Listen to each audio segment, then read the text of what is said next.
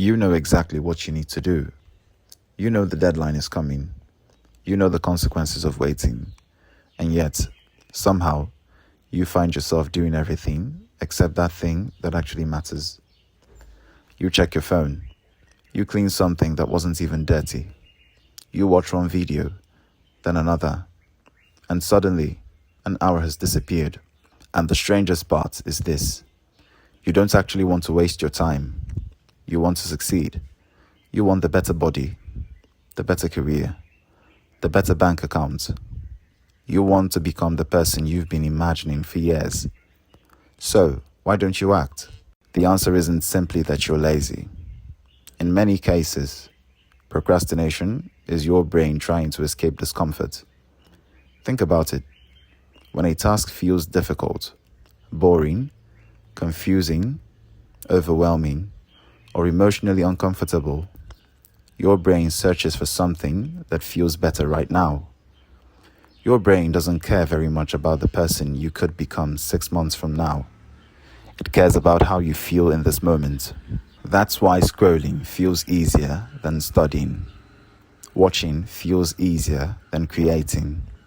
Sleeping feels easier than starting. The immediate reward is right there. The future reward is invisible. And this creates one of the most dangerous cycles in modern life. You avoid the task. You feel temporary relief. That relief teaches your brain that avoidance works. Then, the deadline gets closer. Anxiety rises. You avoid it again. And eventually, the pressure becomes so intense that you finally act. And because you eventually finish, your brain learns something incredibly dangerous. I can always do it later. This is why procrastination can become a habit. Not because you don't care, but because avoidance keeps giving you a tiny reward. But there is another problem. Every time you repeatedly postpone something important, you're not just losing time, you're slowly damaging your trust in yourself. You tell yourself, tomorrow I'll start. Tomorrow comes, you don't. Then you promise yourself again. Eventually, your own promises stop meaning as much to you, and that can be more damaging than the unfinished task itself. Because confidence isn't built by telling yourself you're capable. Confidence is built by repeatedly proving to yourself that when you say you're going to do something, you do it. And this is where you can start breaking the cycle. Stop waiting to feel motivated. Motivation is unreliable. Some mornings you'll have it. Some mornings you won't. If your life depends on motivation, your progress will always be inconsistent. Instead, make the first step ridiculously small. Don't tell yourself, I'm going to study for 5 hours. Tell yourself, I'm going to open the book. Don't say, I'm going to build the company. Say, I'm going to work on it for 10 minutes. Don't say, I'm going to completely change my life. Ask yourself, what is the smallest useful thing I can do right now?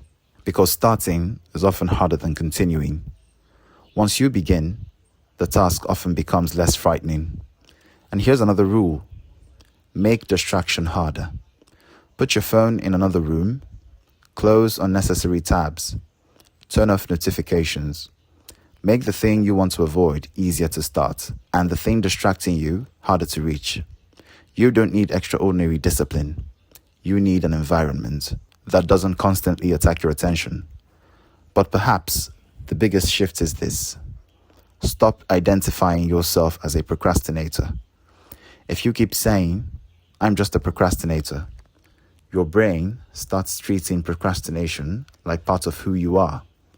Instead, become the person who starts, not the person who finishes everything perfectly, not the person who is motivated every day, just the person who starts. Because your life is rarely transformed by one enormous decision. It's transformed by hundreds of tiny decisions that seem almost meaningless when you make them. One page, one workout, one application, one phone call, 1 hour of focused work. And eventually, those small actions become evidence. Evidence that you're changing. The person who once kept saying tomorrow starts becoming the person who says, I'll do it now.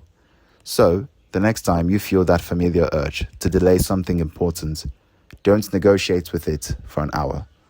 Don't wait for the perfect mood. Don't wait for inspiration. Don't wait until you suddenly become disciplined. Count down from 5 and move.